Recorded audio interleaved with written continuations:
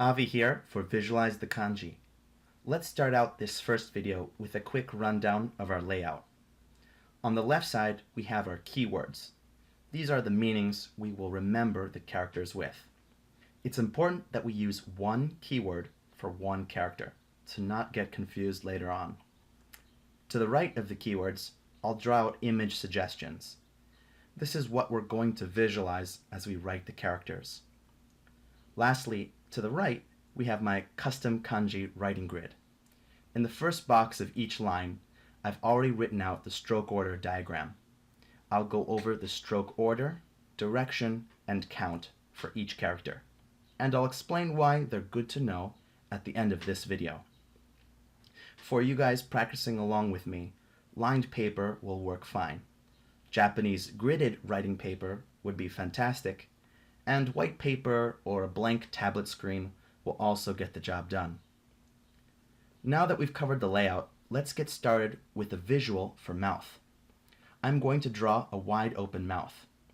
You can already see our mouth character is just a box. That's because there are no circles in kanji. This is definitely a pictogram kanji. You can go further with the image by visualizing a crying baby's mouth or a yawning giant's mouth. Another great image is the character Domo-kun's mouth. Alright, I'm happy with my mouth image. Let's get to writing the character. I've labeled the first stroke red, and it starts in the upper left corner, going down like so. The second stroke also starts in the upper left corner, going to the right, and then going to the bottom right corner. Lastly, the third stroke starts at the bottom left and ends to the right. Virtually all of our characters will follow this pattern of starting at the upper left and ending at the bottom right. On to our sun character. Here's my image for sun. I'm going to make it a happy sun. So what's the deal with this character? We've got a rectangle with a horizontal line running through it. It doesn't look like a sun, right? But if we dig into this character's history, it was originally a circle with a dot in the middle, which is a little more sun-like.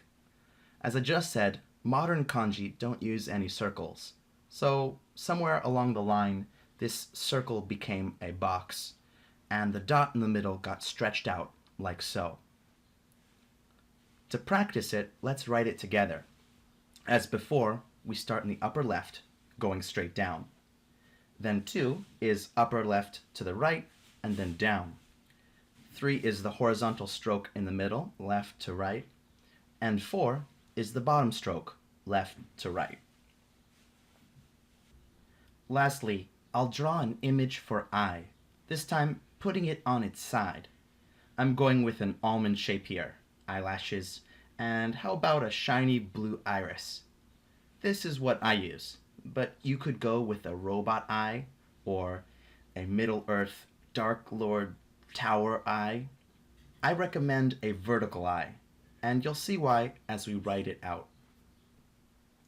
The character for eye is written like mouth and sun, starting in the upper left corner, going down, and then from the upper left corner to the right upper corner, and then down. And then we have 3 left to right strokes, going from near the top to the bottom. I want you to clearly see the pupil in the middle, unless you went with the robot eyes, where the top and bottom could be robotic eyelids. With that said, we've learned the images, meanings, and the way to correctly write mouth, sun, and eye. I want you to pat yourself on the back, because the first step is always the hardest. In the next video, I'll show you some number characters. If you've any comments or questions, please post below. Thanks. Oh, that's right. I said I'd tell you why the stroke count is important. For one thing, if you know it, you can use dictionaries to look up kanji by their stroke count. Secondly, the characters actually look better when written correctly.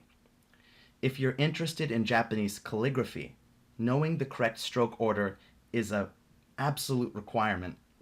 That said, if your goal is only to read and not write, then knowing the stroke count isn't so crucial.